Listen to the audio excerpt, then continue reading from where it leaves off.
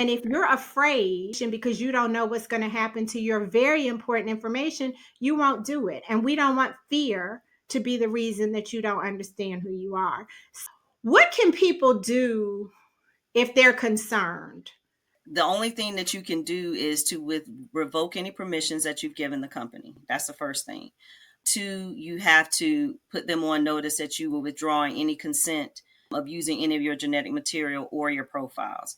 And it's well known that Ancestry has been given GSK, which is a pharmaceutical company, data, just data, not the samples, but data for years to help develop drugs. But, even if you say, for example, you go through the steps, and I kind of walk you through the steps, you go through the steps and you revoke those permissions, even with 23andMe, their privacy policy to me, from a legal perspective, is still too vague.